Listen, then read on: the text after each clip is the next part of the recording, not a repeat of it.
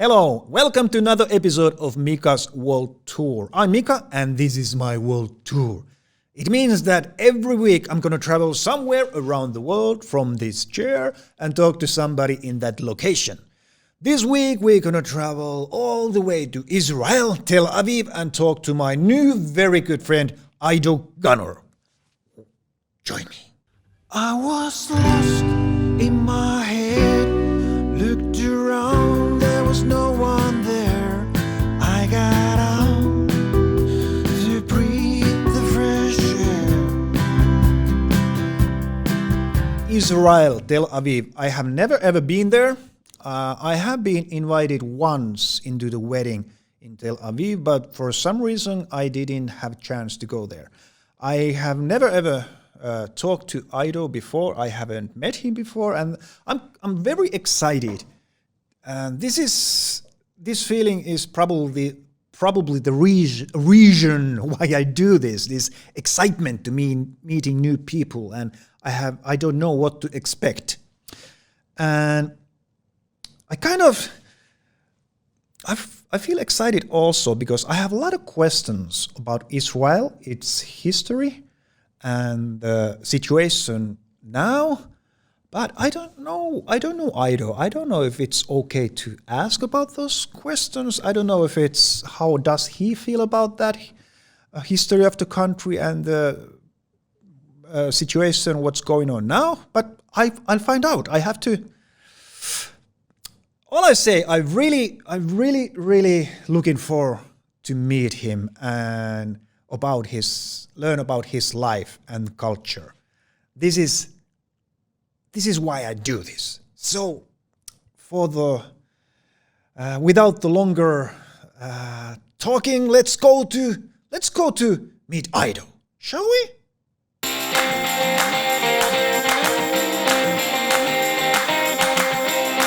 Tel Aviv-Yafo, most often referred to as just Tel Aviv, is a large metropolitan area in Israel. The population is 460,600, and it is the second most populous city in Israel. Tel Aviv is an economic and technological center of the country. The top places to visit in Tel Aviv, according to TripAdvisor, are Neve Tzedek neighborhood, Tayelek beachside walkway, Jaffa Old City. The top restaurant in the city, according to Google, is Bocca Bocca. Do you agree with these picks? If not, comment yours down below. So, hello Israel. How are you? Welcome to Israel. Welcome to Tel Aviv. Yay! Thank you. Never been there. I was once invited to the wedding, but for some reason I didn't make it. So, finally be there. Oh my God, we had our wedding, a sunset wedding on the beach. Yeah. It was a sight to see. It was very important. My wife, who grew up in Germany, really was very keen on this type of setting. Yeah. And it was beautiful. Oh my God. I have seen the pictures from that wedding, and I really wish I would have been there. So, yeah. So, my regret. So, I have to ask you, I was wondering about your name. Do I say it right? Ido Ganor? No? So it's in Hebrew, people would say Ido Ganor. In English, I make it easier, and it's Ido Ganor. Ido Ganor, okay. It's actually Ido Ganor Lax, and Lax was my wife's family name, which I took on. Yeah. And there was a history to that too. Before I was Ganor Lax, I was Ganor Wenger, and Wenger was the name of my grandfather, descending down to my dad, who then changed it to Ganor, and then, as you understand, things keep moving. But today I'm Ganor Lax. Okay, Ganor Lax. Perfect. So nice to be there. We have never talked before, and this is the way why I do this. You know, I was excited to meet you because I was like, yay! I have something to do today. I meet somebody. I'm going to Tel Aviv. So, absolutely, and all this closure and COVID experience. Oh my God! So, what's your situation there? Because from Finland, we read the news that actually the situation is quite good, and the theaters are opening again, and you get like a green pass to get into. Yeah, you're really up to date. So the situation here is that they've been very aggressive with vaccinating whoever wants to above 16, and this has been going on for a couple of months. So everyone I know pretty much, including myself, is post-second vaccination plus the extra time still required, and we can pretty much do whatever we want. The masks are still on everywhere. Yeah. The educational system is back. Now the restaurants are opened and the culture events are opening again. But those are really the last things to have been opened. Until now, it was mostly about retail stores and being able to just, go to work and things like that. Nevertheless, I guess like everywhere else, a lot of people still work from home. It's just a new reality that also makes sense, right? Yeah, I think this changed the whole world and the working culture forever for a couple of years from now anyway. Not probably forever, but yeah. But I'm really glad to hear that the culture it's alive again, because in my country we're just the last year it's like, now all the theaters are closed. I completely agree. And even the fact that the culture is opening back up, I think everyone is still in the state of mind of, we're tired of this. We can't hold it any longer. Specifically, we're still having our kids with us at home because my wife was pregnant. So we were taking every possible precaution, and we're not sending the kids to their kindergarten, even though it is open. So it's a double, you're frustrated. You see all the pictures from the other parents and they work from home, no problem. The kids are at the kindergarten. But yeah, I think we're mostly looking to go back to life, right? Yeah. Or something of the sort. Yeah. The thing in Finland, it's getting actually worse. At the moment, the thing is worse than it has been. We were doing quite good, but now the situation isn't that good. And the vaccine thing is really slow for us. You're doing much better with the vaccine. Yeah. So tell me a little about yourself. What do you do? What do you do? I'm in competitive and market intelligence, and I live in Tel Aviv. I'm an Israeli 35-year-old. I lead a startup. I started my own company a couple of months ago. Oh, really? And we're an analytics company. We're called Anticipate. By the way, the background has to do with that. Oh, okay. And so we're developing a new solution that will be really impressive once it's ready. And we'll go and conquer the world, right? Startup. Well, this is the way to do it, by Zoom, Yeah. Conquer the world. This is my way. Yeah. So was it a big step for you to start your own company? Did you were you thinking for a long time to do that? It's been with me for years. Along many years as an analyst, I've been feeling that I can't service enough customers and I don't get to enough data. And everyone talks about all these capabilities and technology to just go and do it. So I was like, you know what?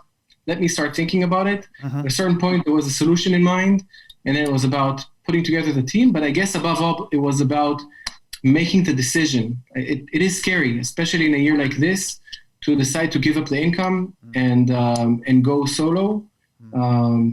Until today, I'm still not getting a salary or anything. We're building a future rather than getting a current income. But when, if not now, when? If you have your dreams, and if you see a dream that would take 10, 15 years, whatever, to realize, and you're 35, Yeah, well, I'm 48, so I'm 48, and today, do you know what I did today? I applied to nature photographic professional course, or what do you call it, to graduate as a professional photographer.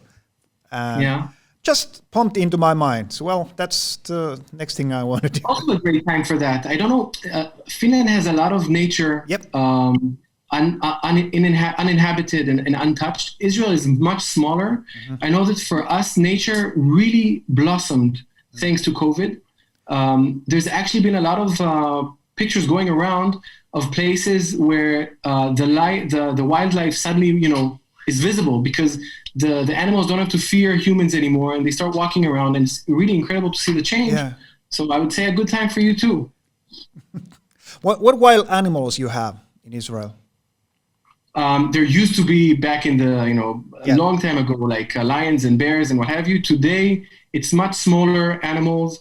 The wildest would be hyenas, but mostly it's wolves and foxes and deer and boars, wild boars, and everything that's small.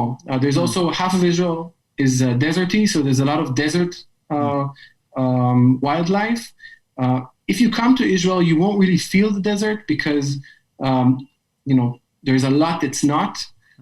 But if you want to go there and go down south, then you can see, obviously there's a lot of different kinds of mice and snakes, and there's actually a lot of things that you can see, especially if you go at night. By the way, there's a lot of night activity. Yeah, I didn't know you have wolves for some reason. One very interesting phenomena here, which connects us, by the way, is the migration of birds between Europe and Africa.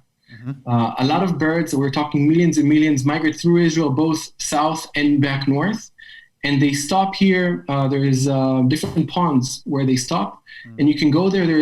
It's to the amount that if you go in migration season, when the sun goes down and, all the flocks land, the sky becomes dark. I mean, it's immense numbers of birds coming down at once. So they just cover everything. So that's beautiful also. If you want to do like a bird trip in the right time of year, you can really look out for very interesting wildlife then. Oh yeah, sounds like really nice. Maybe when I'm graduated from my natural photography school, I will have my trip there and take those pictures. Absolutely. Talking about pictures, I always ask people to send me some pictures that are important for them. And you sent me so nice pictures. I was so happy when I watched them, and this is the first one. Yeah, that's your family. That's my kids, my wife, myself, with the Mediterranean in our background. This was just taken last week, actually. Yeah. It's just a 10-minute drive out of my home, just north of Tel Aviv. Really a beautiful location, and obviously my kids are my everything. So what are the names of your kids? So my oldest daughter, who I'm holding, is called Aviva. This one. And the one I'm holding, and the son who's hiding behind my wife's head is called David. And there's a third one, as I mentioned earlier, still undecided. Oh, okay. Okay. Oh, you have such a beautiful family. Cheers, thank you. Yeah, and now they're all home with this COVID. You have spent a lot of time with them. With everything that entails. Yeah. But you sounds like from the pictures that you sent me and all the that you told me a little bit about yourself, you sound like really like a family, and is really important for you. I mean, the family and your parents and your grandparents. Absolutely. You're family-centric. If you, I don't know if that's the right word. And let's go to the next picture. Oh, look at that. So, tell me a little about that picture. So, this is, I think, my daughter's second birthday with my parents. My dad is called Tzachi. My mom is called Ruchi. Both are nicknames. And my grandfather in the center, who's really the beacon of our family. And he has seen everything. I mean, all of my grandparents have had similar stories coming from Eastern Europe, being born in a reality that's perhaps very similar generations and decades and centuries earlier, rural life, etc., as being, a Jewish minority with everything that entails. And then obviously going through the horrors of the Second World War and the Holocaust, and following that, moving to Israel, where they started from nothing, leaving nothing behind, home and family lost, and then creating something from scratch here based on the history of Israel with, the Jews coming back to their home country. And really we grew up into a reality that was all made by them. And yes, we're very family-centric. We have a WhatsApp group under this grandfather that you saw. I said Eastern Europe, by the way, he specifically comes from Hungary, Bodro Keresztül, specific small village there. And all of us, he had 3 kids, I think a total of 18, if I'm not mistaken, grandchildren. Many of these have many kids, thank God.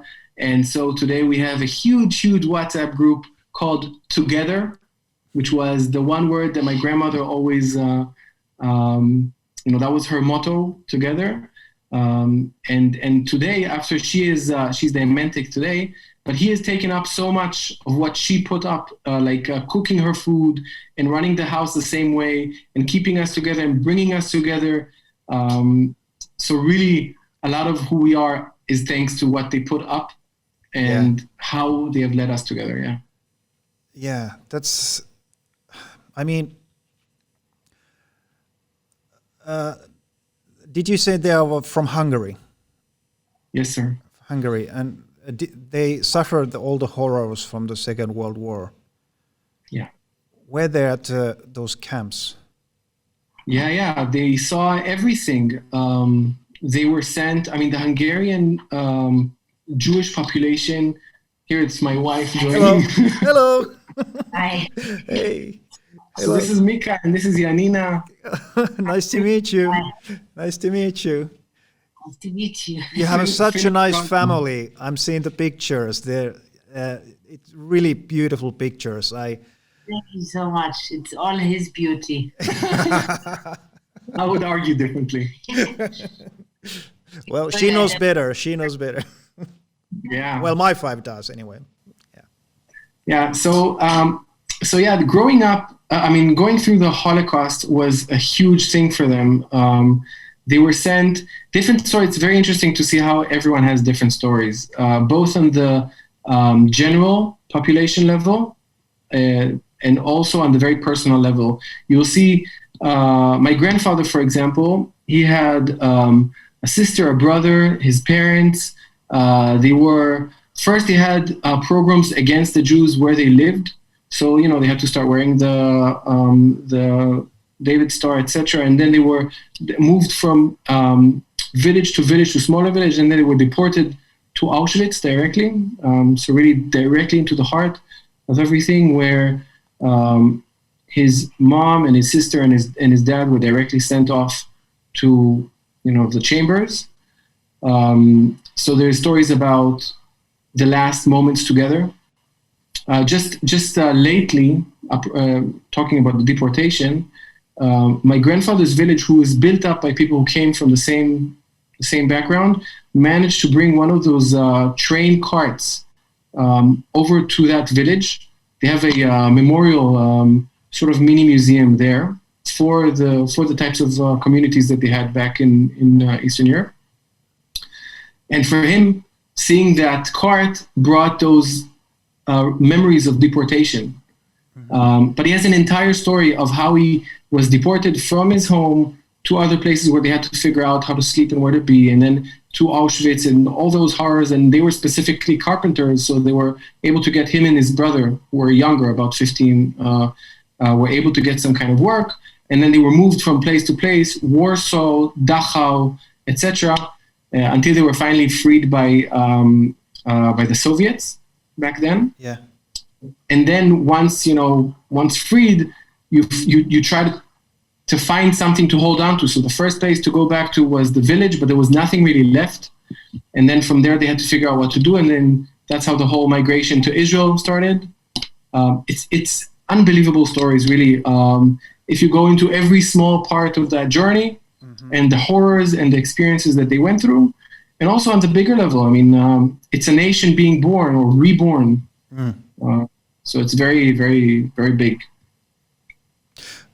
I kind of have a sense that your grandparents are really strong people. Because they have turned it to something good. Because I'm talking to you and your family, and you know what I mean. That they are. They say lead by example. Yeah, that's kind of what I meant. So we are a generation of talkers. Yeah. And we like to talk and feel, and I love it, by the way, and think.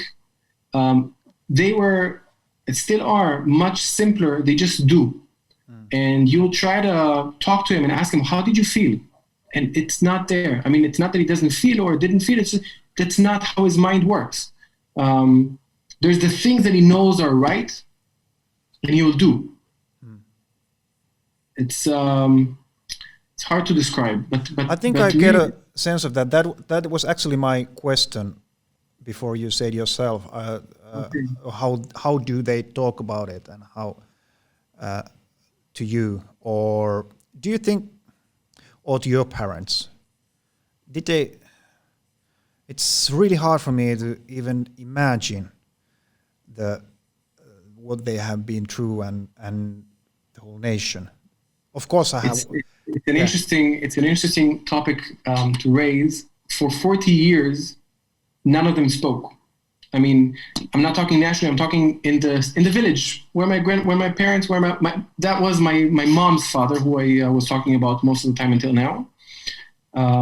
So there were a village of about 100 families, all the same type of story, and nobody talked. For 40 years, nobody talked.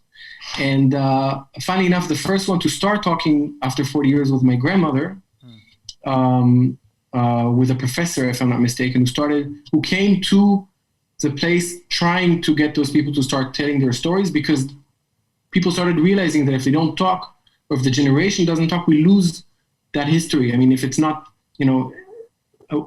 so have you? So yeah, sorry. So my grandmother or they started talking, and it was like a rainfall of an open Pandora box. Yeah.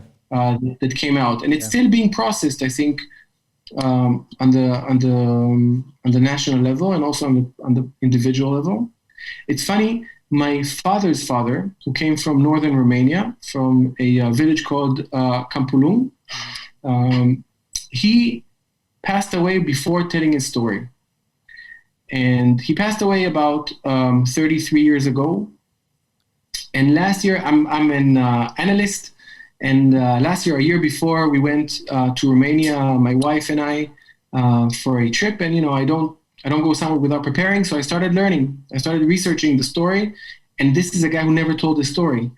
And you talked about my parents and their parents and that complication. So, and my father found it very complicated that I'm digging in his father's secrets. Like the reality in that home was, that's something you don't talk about. That the deepest type of taboo that you can possibly imagine. And here I was, I didn't grow up in that in that house, and I didn't grow up with him really. I just remember him just a bit, and I didn't have that feeling of required not to dig in it. And what happened was I found, this is something we didn't know, that he organized just before he passed, about a year before he passed. He organized a meeting for the first time with all the people that survived from his village in northern Israel. Yeah. And it was in that meeting that they told some stories for the first time. It was a weekend that he organized. And really, I realized that he was just going through the same process as the rest of them, of starting to talk about it.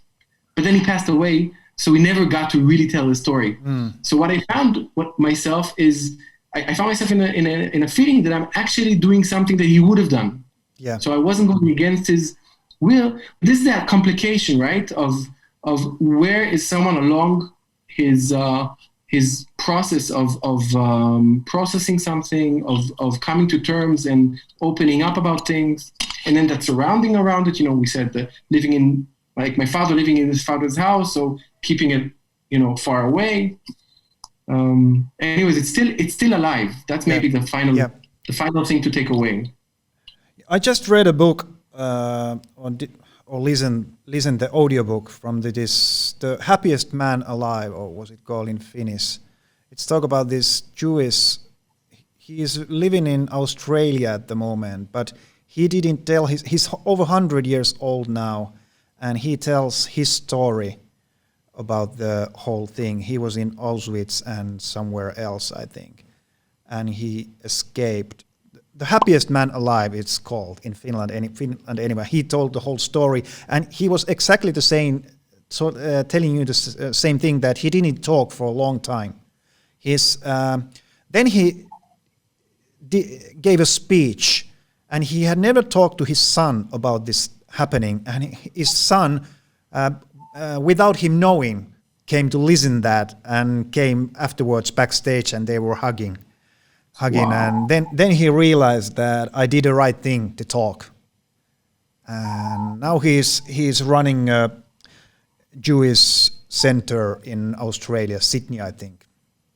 Good for them. It's so complicated and so strong. Yeah. It's bigger than what a human can really comprehend. Yeah. But let's look at another picture, and this is about that, because yeah. So this is actually that cart that I mentioned before. Mm-hmm. Here, my grandfather is sitting with Dugo, good friend, childhood friend of my grandmother, who also lives in Irgalim. That's the name of the village. So the story of the cart I already mentioned, but I think that maybe we'll use this opportunity to mention that despite all of this, both my grandparents and my parents talk about a happy time in their first years after. Like, my mother's childhood was a beautiful childhood, and my grandparents, who came with nothing and were as poor as it gets and had to make their own everything. They had to cultivate the land and make vegetables and fruits grow animals to have and make an industry and everything. So starting really from scratch, and despite a real scarcity, they had a happy time. They were happy with what they had. And I think that's also one of the messages that they're sending to us, about being happy with what we have. And obviously, it's not even to be compared. We have a really rich and full life, right? That's kind of what I meant earlier when I said that it seems to me that, and you said they are leading with their example, and that's the heritage you're getting, because they started again, they live in a happy life from there, and they build in again. So that's what I meant when I said that they're. This time throughout the COVID and the lockdowns, my grandfather was the one holding us up. I mean, we were talking about all this complication and where we miss this, we miss that, we miss people. And he was like, just be patient. He's seen bigger things. We're not in such a bad situation. Yeah. Just put you in perspective, right? Yeah, that's so true. I feel so bad now. I have been complaining so much today. No, I've been complaining too. Don't get me wrong. It's not. But it's not. That's the generation. It's us. This next picture, I'm gonna saw it again quite fast, because this make me, I don't know. This make me so glad and feeling. It make me feel good. This picture. Oh, yeah. So this is really a lot of what I mentioned before about my grandfather bringing us together. Yeah. So this is just part, not everyone, but of the great grandchildren from my grandfather. This is before, when I had kids. So all those kids are a bit older today, and there's more of. Oh my God! I thought this was like a school class that he went to see, but they're really his grandbrother. Yeah. And this was what we do is we have weekends together, the entire family. It's like a holy thing. Everyone must come. No one can miss it. He does it at least once a year with everybody, organizes it. But that makes me feel so good, that picture, because there is a, Absolutely. He looks like a winner. You know what I mean? He looks like a winner. I made it. Look at this. I'll tell him you said that. Yeah. He looks like a winner. The next picture also include children. Yeah. So you may have noticed a couple of my pictures are outside. Mm-hmm. I think one of my biggest loves is nature. And, having the kids, when we go with our friends, here we're with our friends, I take the kids, I show them around, tell them what they see. I think here I'm talking to them about topography, because you don't see it, but they look down towards the beach, and we're in a hilly area. If you look at Israel, at the map, you have the Mediterranean Sea, and then the land is flat. then it becomes hills, mountains, and then it falls into the break between Israel and Jordan, which is where the Dead Sea is, the Jordan River, the Sea of Galilee, a lot of things you may know from the Bible. And so this is me probably talking about that and, playing with the kids. What can you see? Who can see a city? Who can see whatever? Actually, when I saw that picture, I was like, oh, he's a teacher. Ah. That's one of my first thought. Oh, he's a teacher. But yeah. I love nature and I love sharing that love. I grew up in a house that was just outside.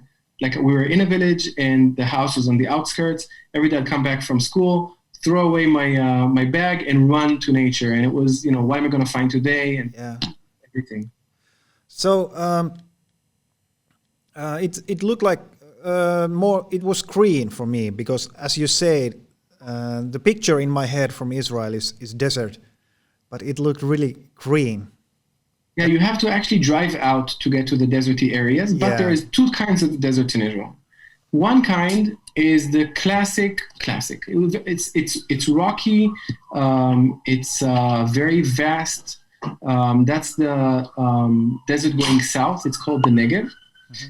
And there's another desert beyond the mountains, actually, where this is Mika. Oh, hello. Who's there? This is Aviva, my oldest. Hello. So she doesn't speak English. If you speak German, she speaks German. Sag mal hallo. Hallo. Guten Tag. Sprichst du Deutsch? Not really. Okay.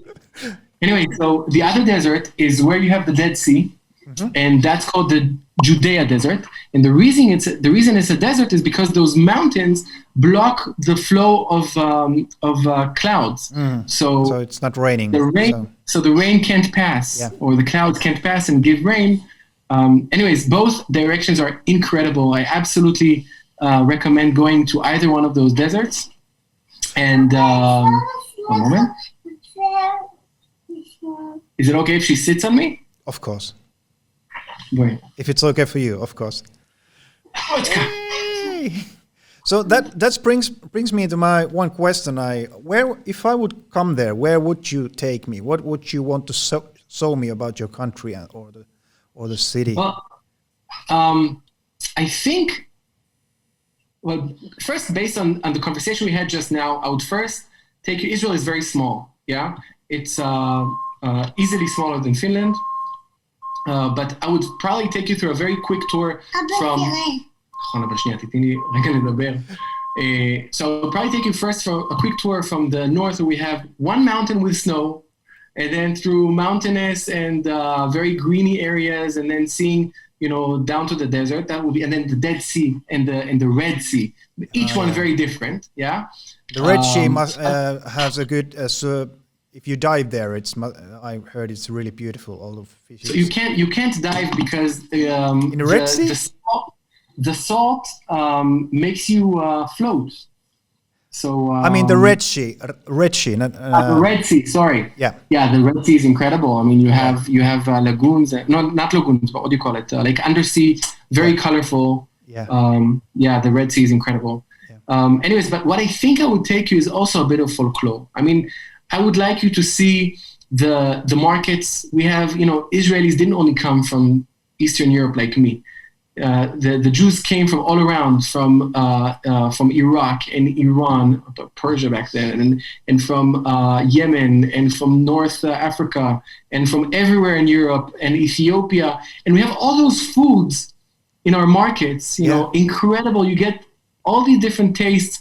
It's really one of a kind. I think one of the places I would take you, which is one of my favorites, there is called the Jerusalem Mix.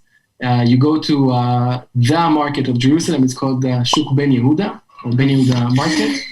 And I would choose to take you to that Jerusalem Mix, which is all kinds of different meats in a pita bread, and very, very Jerusalem, very special. But you'll probably be able to choose whatever anything. If you're a vegetarian or whatever it is, there's endless foods from all around to come and eat here.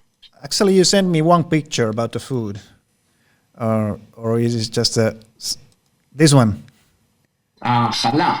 Yeah. So this to whoever knows or doesn't, is the Jewish bread that we make for Friday evening, which is when the holy day of the Shabbat starts. So we have it every week, and you can see we make it ourselves, but you can also buy it. And food is a big thing with us. I mean, you just heard me maybe getting pretty excited talking about other people's foods. We eat a lot and make a lot of special foods. We also get all the, nice and fresh raw materials for it here. But yeah, food is a big thing for me. I have to tackle the repercussions of it. but yeah, absolutely. During COVID, I have got a lot of weight for me because all the pleasure I get is eating and making food. So. For me, what happened was actually the opposite. I found that I wanted to run away from the house, and running was a solution. Oh yeah. Lockdowns and everything, and whoever does outdoor sports is allowed. So I started running actually. That was allowed to jog. Yeah, that was okay. Good. Yeah, that's good. Yeah, that's all right. You may have noticed that I wear the head cover. Yes, it's called a yarmulke in English or a kippah in Hebrew. So that also goes in line with the food that I chose to send you in the picture, the challah. We are a religious family, and religion is an important part of our life as well. When you said your religion family, how does it show in your everyday life? I'm not sure how much you would notice or see something different. There is religion in the tactical, like the practical element has a lot to do with like thanking for everything and wishing for a lot of communal things. So we ask for health for everyone, not for myself, and we ask for a lot of things that are on the bigger picture when we pray. Gathering is an important issue, by the way. Religion is something that we do together. Yeah. So COVID was actually a big challenge in that. Yeah. Did you do a lot of Zoom meetings with your family and relate? I mean. Yeah, we did. We were pretty creative about it. Having like big birthdays and organizing some kind of an activity with a video, etc. But it was not the real thing, right? Also, what we're doing now, I would love to make up with a physical one day. Yeah. Like, how great would that be, right? Yeah. So this is kind of like the same thing, subject that we have talked about. This picture, food, family, having a good time. Sorry. I said food, family, and outside. The outdoors. Outside, yes. Food, family, and outside. Exactly. You know what? Yeah. That sounds like a really good life. Food, family, outside. That's kind of like that's all you need. I think it summarizes a lot. By the way, also, I don't know if you noticed, but there is an unproportionate amount of food always in our family. I have to come there. That actually goes back to my grandmother and a bit of their traumas from the Second World War. But like, it's like we have a fear of not having enough food. Like we invite a lot. Pre-COVID, every Friday evening, every Saturday lunch, we'd have 6, 8, 10 people. When we didn't have kids, it was much more than that. Yeah. Coming over and having food with us. Dinner or lunch. But yeah, I love the outdoors and I love the food outside and the family. What you just saw in the picture was my mom and uncle and aunt and with my grandfather a couple of weeks ago for his birthday. So we can't celebrate with the entire family, but they went, especially the people who were more protected, who saw less of their families because of COVID, and so they felt more comfortable. But the fact that they're together and without masks is obviously goes back again to the vaccination. I mean, it wasn't like this previously. They felt so comfortable to go out together, close in the same car together, things like that. Yeah. So one topic I have to ask, because from Israel you always hear about what's you have, I mean, the things, the peace. It's not always the peace news we get from there. Yeah, so I think first it needs to be said, there is a life here, a real life.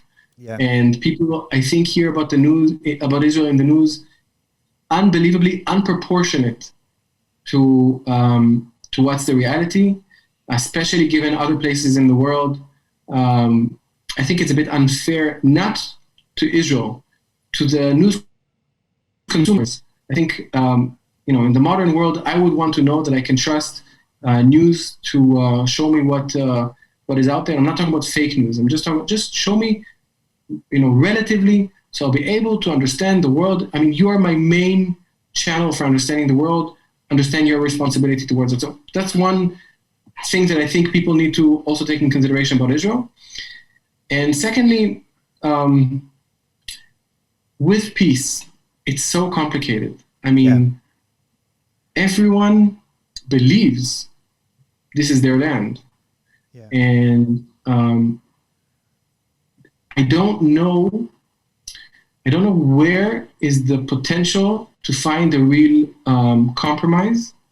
I mean, there's all these talks and thoughts, but look how many years people have already tried. I've long been of the opinion that it needs to start with culture. Yeah. I would love for both sides to have a similar culture. I think, by the way, the internet is the best possible platform for that. I mean, if we all share the same kind of thinking and can communicate directly through the internet and break those walls, it's partially happening, but very slowly, then that would be the required basis to reach a real peace. And on the other hand, there is a lot of real shared stories and life here inside Israel. I mean, there's a whole Arab-Israeli community that represents, I think, about 20% of the population here. So they're, on one hand, they are Israeli and born here, have the same rights and certificates and everything as I do, and are represented in parliament. And on the other, they also see themselves as Palestinians, but obviously would have no interest in wanting to live under the Palestinian jurisdiction, because obviously, the quality of life, etc. There is a lot of shared life with them. I mean, if you come and visit me here in Tel Aviv, we'll go down to Jaffa. We'll have a shisha together there. We'll eat with, they have these great bread kind of things, whatever. I mean, there's a real shared life. We buy from each other, etc. There are years when there have been more conflicts with the Palestinians specifically that created naturally a split, or people don't go especially anymore to buy from the Arabs here internally or things like that, or the Arabs probably will be scared or don't want to sell or buy with the Israelis, the Jews in Israel, in those times as well. But it's there's endless variety of shared lives to be seen. Same way that Tel Aviv is a story with Yafo. Haifa is a great example of shared life between Arabs and non-Arabs. We have Nazareth. We have Jerusalem. Jerusalem is a bit more complicated. It's more, there's more tension. Mm-hmm. And there's also different kinds of Muslim communities and also non-Muslim Arabs here in Israel. We have Bedouins. We have Druze. Druze are, by the way, completely Israeli. I mean, the same way that I'm Israeli Jewish, they're Israeli Druze. And they even go to the military, which is the extreme perhaps of being, part of the country. Mm-hmm. And it's just a very complicated, ongoing situation that I do not see a solution for. And the reality is that as long as we feel, I'm talking now as a Jewish Israeli, living in Israel, as we feel that we need to, and I'm sorry if everyone is tired of this, defend ourselves, we have no other option. And no one is better for us to learn this the hard way, because our grandparents lived it to the extreme from being on the weak side. and we just can't afford to count on anyone else or not to be strong enough to stand up for ourselves. And it's a survival issue that's gonna lead any decision that you make. Mm-hmm. Having said all of that, I think also maybe you can feel it. We're not. I'm talking as we, as if there is a we. That's only one, but it's a we of many, and it's very clear to me that both more progressive, you would probably call leftist in Israel, by the way, means they want peace, not that they're socialist. But people on that side of the political spectrum, and also people on the other side, including what people think are extreme settlers, which I don't see as extreme. I see them as people just the same, who live where they chose to live, and there's a dispute of what that land is or isn't. But all of that spectrum wants peace, and I'm saying this from knowledge, not from. I really know that spectrum. But we all really do want peace. The problem is the terms and the fact that there is no real communication. What a shame, right? That there's no real communication between the sides to break those walls. But it's almost comfort to hear, because there is willing for that. So it's complicated, as you said, but there is hope. I hope. Yeah, there's definite hope. The fact that there's been real progress. Look, That's Egypt was Israel's toughest enemy in the 70s, had a huge war, the biggest war to date that Israel had as a nation. And then 4 years later, peace. And the Palestinian people, we did get to the Oslo Accords in the 90s. There have been talks all the time. There are small agreements along the way. There is a quiet, by the way. I mean, right now when we're talking, there hasn't been anything with Gaza, definitely nothing dramatic. I don't know how long, 2 years? Really? Not that 2 years is enough. Yeah. But there is a quiet understanding. I do have hope, but it's very, very careful. Yeah, of course. Yeah. So the next picture is about something you are really passionate about. Also, we talk about food. We talked about food and religion, but this is the next one. All right. So yes, this is. Can you tell what this is, by the way? Well, you wrote that it's kind of escape box, right? Yes, sir. This is an escape box, and I think it tells the story of two things. Yeah. Or maybe three.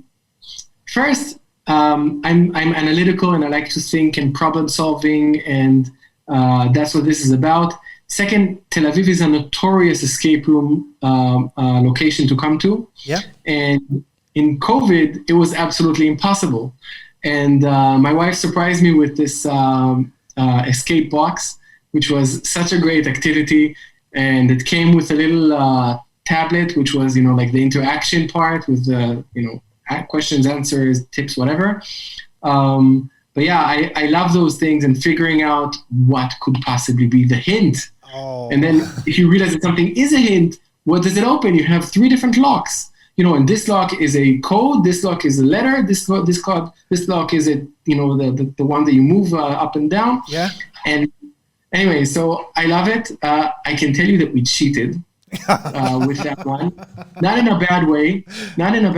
We didn't manage to get 1 hour to get out. Yeah. Yeah. And we weren't done. So we just kept going. I mean, escape room, they throw you out. Too bad. But here we had the box. Yeah. So we just took longer. And it took us, I think, 1 hour and 20 minutes or something like that. I just, I enjoyed more. Right? I just Googled it before we started because escape box, and there is something you can buy from Finland also. It's something like 30 euros or something. I'm thinking, because my wife loves those things also, I might buy her one next week. So you inspired me. I love that type of thinking. I mean, the business that I put up is all about that. It's about figuring out what business questions are interesting someone. Mm-hmm. Like, how does he, whatever, if it's about his market or about his competition. But then I need to figure out what are the indications behind the story, because the story isn't there. It's not black and white. No. So I need to find the little missing dots, like little existing dots, and connect them and find the answer between. So I like that type of thinking and problem solving and analytics, and For me also, when I'm doing when I have work, I'm theater. I'm directing theater, and I also enjoy it when there is a problem on stage that I can figure it out, because that is the way the most I lost the word, most a nuke solution, that you don't think at first, because that's when you the creative solution, when you have a problem, that leads to something creating solution, and that's what I enjoy the most to doing theater and directing theater. I think one thing about your line of work that I envy is the creation. I think anything that has to do with creation is incredible. As a value for educating my kids, it's a huge one. I always try, and I don't manage, especially in COVID, when you just need some kind of an activity, but I always try to buy the games that have to do with creating something. Yeah. That have to do, it doesn't matter if it's drawing or cooking or what have you, but if you create that thinking process of having an idea and make it into a reality and sharing it with other people, I think it's huge. Yeah, exactly. That's what I miss most about my work, is creating. But that's why actually I'm doing this. I'm also creating something. This is the one part we are doing, but then it's all the editing and all that kind of stuff. So this is kind of like my way to create in this situation. Hours of copy paste and additional. Yeah. Exactly. I'm definitely going to do that escape box, and when I'm done in the timeline they gave to me, I'm not going to cheat. I'm going to send it to you, to Israel. Very good. And it's in Finnish, so it's even harder. I love that. Thank you. Why you sent me this one? Yeah, so we talked before about drinking together, and people don't know this about Israel, but Israel has a great wine scene happening. Mm-hmm. It's unlike the European. I love wine. Okay, that's the beginning point of all of this. Okay. But Israel didn't have, historically they did, but when the Jews came to Israel 70 years ago, there wasn't any wine industry the same as in Europe, etc., and also didn't grow not the wine, but the industry itself. There were people who grew wine for. We have every weekend we have to bless wine, so they had that wine, but nothing really professional. And lately, in the past maybe 20 years, from a very scientific, by the way, point of view, and getting on the horse, there is a scene that's growing for Israeli wine, and you get very high quality Israeli wine. My cousin, by the way, is a farmer, and it's very cool. He goes different places to learn how they do things, how they cut the grapes, or how they water the whatever, and then he brings those technologies here or ideas. He's a doctor, agronome, so he really studies the earth. And he took me one picture I was looking to send here, couldn't find. He took me last summer. They bought a new. It's a kind of a tractor that, as it drives, it picks up the grapes by itself. Yeah. Brings it up like this crazy device, and then filters out all the non-grape, like all the leaves, etc. And you end up with this huge barrel of just the grapes. Anyways, technology, right? But so there is a wine scene in Israel. It's very technology focused or scientific focused, and there's high quality wine to find. But it's also much more expensive than what you get in Europe, and that's unjustified. Next time I'm going to liquor because in Finland we can only buy alcohol at a certain place, which is called Alko. No, we have no wine in our grocery store. So next time I go there, I will find Israel. And no, I have a better solution. When you come here, we'll swap. I'll make sure to give you a set of good Israeli wine that I want you to taste, and get a simiaki from you. I like your solution. I also asked you to name some artists from your country or culture. Do you have one for me? Yeah. This was a complicated one for me to think of because, right, I mean, if you like music, for example, there's so many different artists that you would love and every reason, and you try to think, it's not about sharing the one that you love the most necessarily, but it's sharing one that you find interesting for you to share that will tell both about him and yourself. And the one I thought about was Uzi Chitman. And Uzi Chitman is a kids singer. Yeah. A bit historic, by the way. And he's played at every house. My kids listen to him. I listened to him when I was a kid. And it's like a one-man show for those years. I mean, he was the go-to guy for kids songs. Also, there was like a famous collection they put together, like the first 100 songs for kids, together with a lady singer called Tzipi Shavit. But the reason I chose him was because he tells a lot of our story. The reason that he is the go-to guy was because there was no kids songs thing, you know? Yeah. They had to make it. So I'm not saying that there wasn't totally, but they made from scratch. And here I'm talking about something that's very, by the way, culture and life and kids and future. And here it is still in use. I mean, this is the number one hit list for my kids. Yeah. The books that you buy in the stores that have like Press Me and then you hear someone singing, it's Uzi Chitman. So 2021 and still singing the songs from the 80s and 70s. Oh, perfect. He's still alive, no? Yes? So he's not alive anymore. No. But he's very much here. Okay, I understand. I understand what you mean. Hey, this is I think this is the children's song or singer is the good place to finish our little talk. I'm so glad we did this. I'm really, really grateful that you share all those stories for me and your family story and your everything. So I saw your children and I saw your wife and everything. So I really feel like I was a while in Tel Aviv. So thank you. Thanks for sharing. I'd use this opportunity also to thank you for the opportunity to share. And I also was happy to hear about you because you shared as well. And God willing, we'll get also the opportunity to physically meet and realize the things we talked about. And keep this conversation going. Let's see where it leads us. Yeah, let's see where. I don't know. Well, this keep me alive during COVID, so this is my way to survive.